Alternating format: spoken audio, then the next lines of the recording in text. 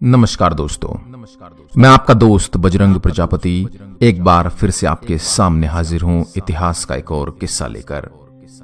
इतिहास गवाह रहा है कि भारत ने कभी किसी मुल्क पर हमला नहीं किया, न ही कोई विजय अभियान शुरू किया। हां, अपनी संस्कृति और अस्मिता को बचाने के लिए तलवार जरूर उठाई है। भारत के राजपूत इतिहास में पानीपत 1526 और खानवा का युद्ध 1527 का नाम सबसे ऊपर है। यह वो लड़ाइयां थी जिसमें लाखों सैनिकों की रक्त से धरती लाल हो गई थी। बहरहाल इन जंगों के साथ इतिहास खत्म नहीं हुआ। भारत की धरती पर 1529 ईस्वी में एक और युद्ध लड़ा गया, जिसे घाघरा युद्ध के नाम से जाना जाता है। यह युद्ध भारत के शासकों ने नहीं, बल्कि अफगान शासकों और बाबर के बीच लड़ा गया। उस दौर का यह एक अनोखा युद्ध था जिसमें पहली बार सिपाहियों ने धरती के साथ साथ बिहार में बहने वाली घाघरा नदी के पानी को भी लहू के रंग में रंग दिया था। वैसे तो इस युद्ध में बाबर का बाल भी बाका नहीं हुआ था, लेकिन जंग जीतने के बाद वह ऐसी गंभीर बीमारी का शिकार हुआ कि 1 साल के भीतर ही उसकी मृत्यु हो गई। इस लिहाज से इस युद्ध के बारे में जानना और भी दिलचस्प हो जाता है।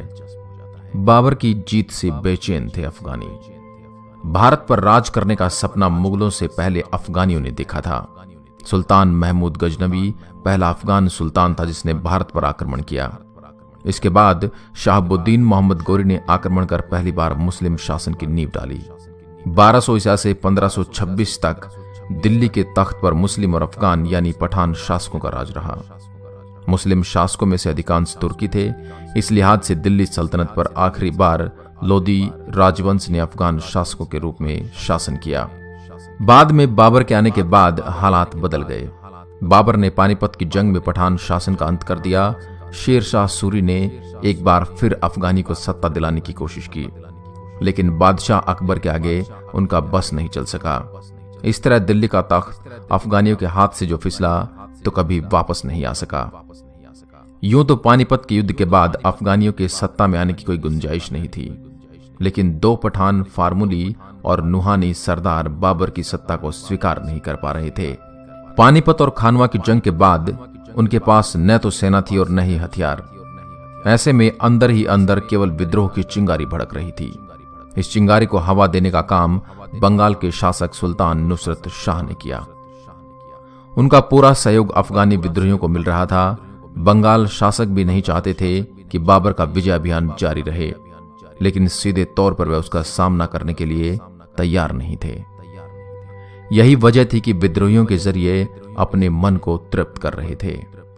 कहते हैं जब बाबर चंदेरी के विजय अभियान में व्यस्त था, तब अफगान विद्रोहियों ने अवध में कोहराम मचाना शुरू कर दिया। हालांकि इससे बाबर की तैयारी पर तो कोई फर्क नहीं पड़ा, लेकिन वह विद्रोह को दबा पाने में नाकाम था। उसका परिणाम यह हुआ कि अफगानियों ने कन्नौज और शमशाबाद पर आधिपत्य कर लिया। अब वे आगरा को जीतने की योजना बना रहे थे। इस दौरान बाबर चंदेरी युद्ध में व्यस्त था। युद्ध खत्म होने के बाद उसे अफगानियों के बढ़ते विद्रोह और आगरा पर आधिपत्य करने के प्रयास की जानकारी मिली। वह जानता था कि यदि आगरा पर अफगानियों का राज हो गया तो दिल्ली का तख्त पलट करने में उन्हें ज्यादा वक्त नहीं लगेगा। बाबर के पास विद्रोहियों को रोकने का अब केवल एक ही जरिया था, इस आग को हवा दे रहे अपने विरोधियों से खुलकर लड़ाई करना। बाबर ने इब्राहिम लोदी को दिल्ली के तख्त से उखाड़ फेंका था, लेकिन उसका भाई महमूद लोदी बाबर से हर हाल में बदला चाहता था। विद्रोहियों के बल पर उसने बिहार पर कब्जा कर लिया था। इस जंग में पूर्वी प्रदेशों के शासकों ने उसकी मदद की थी। वहीं दूसरी ओर चंदेरी के बाद बाबर ने अवध की तरफ रुख किया। बाबर के आने की खबर अफगानी को फिर मुश्किल में डाल रही थी। विद्रोहियों के मुखिया अफगान नेता बिब्बन ने अवध से निकलकर बंगाल में शरण ली। उसके भागने के बाद बाबर ने लखनऊ को जीत लिया। वहीं दूसरी ओर अफगानियों ने बिहार के बाद बनारस और फिर चुनार तक पहुंच बना ली। इसके बाद बाबर ने लखनऊ से निकलकर बिहार का रुख किया। इसके पहले बाबर यह जान गया था कि बंगाल शासक नुसरत शाह महमूद लोदी की मदद कर रहा है। इसलिए बाबर ने बंगाल संदेश भिजवाया कि कोई भी अफगानियों की मदद न करें। हालांकि इस बात को मानने से बंगाल शासक ने इनकार कर दिया। प्रस्ताव ठुकराने की खबर मिलने के बाद बाबर के सामने अफगानियों के साथ बंगाल शासक भी दुश्मन के तौर पर खड़ा था। विद्रोहियों के दमन के लिए 1529 को बाबर ने पहला हमला बोला, जहां पर सेना और विद्रोहियों के बीच मुठभेड़ हुई। वह जगह बिहार की घाघरा नदी का किनारा था। जंग में महमूद लोदी ने भी हिस्सा लिया था। उसे उम्मीद थी कि पानीपत और खानवा के बाद चंदेरी का युद्ध करते हुए अब बाबर की हिम्मत जवाब दी गई होगी और उसे हराना मुश्किल नहीं होगा।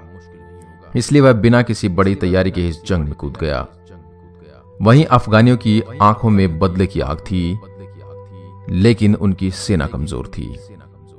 इस कारण अफगानियों ने अपनी जान बचाने के लिए घाघरा नदी में उतर जाना बेहतर समझा, लेकिन सेना ने वहां भी उनका पीछा नहीं छोड़ा। सैनिकों ने नाव पर युद्ध लड़ा और देखते ही देखते घाघरा की जमीन और पानी दोनों सैनिकों के रक्त से लाल हो गई। बंगाल में छिप गया दुश्मन। आखिर 6 मई 1529 की सुबह अफगानियों पर बाबर की सेना का जो कहर टूटा, वह उससे उभर न सके। शाम होते होते एक एक अफगानी की लाश बिछा दी गई। महमूद को अपनी शिकस्त साफ दिखाई दे रही थी। वह मैदान छोड़कर एक बार फिर बंगाल में जा छिपा। महमूद को उम्मीद थी कि बाबर बंगाल तक उसका पीछा नहीं कर सकता, लेकिन गुप्तचरों ने बाबर को बंगाल में महमूद के होने की खबर दे दी। बाबर ने एक बार फिर बंगाल शासक को संधि के लिए संदेश भिजवाया। बंगाल शासन अब तक अफगानियों को बाबर के खिलाफ इस्तेमाल कर रहे थे, लेकिन उनकी हार के बाद यह साफ था कि यदि बाबर ने बंगाल पर हमला किया तो राज्य बचाना मुश्किल है। अंततः बंगाल शासक नुसरत शाह ने बाबर से संधि प्रस्ताव स्वीकार कर लिया। इसके तहत तय किया गया कि बंगाल पर बाबर कभी हमला नहीं करेगा और इसके बदले बंगाल बाबर के किसी भी दुश्मन को राज्य में पनाह नहीं देगा। इसके अलावा महमूद को बंगाल से बाहर न निकालने का वायदा भी लिया गया। इसके बदले उसे बंगाल में ही जागीर दे दी गई। महमूद के बंगाल में जागीर लेने के बाद बाबर ने बिहार का रुख किया और तत्कालीन शासक जलालुद्दीन से राज्य के कुछ जिलों का बंटवारा कर लिया। इसके बदले में अफगानियों ने बाबर की अधीनता को पूरी तरह से स्वीकार कर लिया। बाबर ने न तो बंगाल में विद्रोह किया और न ही बिहार में। दोनों ही राज्यों में संध्या करके यह साफ कर दिया कि अब वह जंग नहीं चाहता। घाघरा युद्ध बाबर द्वारा लड़ी गई आखिरी जंग मानी गई। 1529 में घाघरा युद्ध खत्म होने के बाद बाबर सिंधु से बाहर, हिमालय से ग्वालियर और ग्वालियर से चंदेरी तक का शासक बन गया था। लड़ाई खत्म करने और राज्य का विस्तार करने के कारण बाबर ने कभी भी ठीक से शासन नहीं किया था। अब वह शांति से जीना चाहता था और उसने तय कर लिया था कि वह काबुल जाएगा। 1529 के अंत तक वह काबुल जाने के लिए निकल पड़ा। लाहौर पहुंचने तक उसे हुमायूं के कहने पर वापस आगरा आना पड़ा। उसे खबर थी कि सत्ता पलटने के लिए कई लोग षड्यंत्र रच रहे हैं, इसलिए 1530 को उसने हुमायूं को अपना उत्तराधिकारी नियुक्त कर दिया। इस निर्णय के 3 दिन बाद यानी 26 दिसंबर 1530 को बाबर ने आगरा में ही अंतिम सांस ली। आशा करता हूं इतिहास का यह पन्ना आपको रोचक एवं ज्ञानवर्धक लगा होगा। ऐसी ही अन्य वीडियोस के लिए आप हमारे चैनल को लाइक करें, शेयर करें एंड सब्सक्राइब करें। धन्यवाद।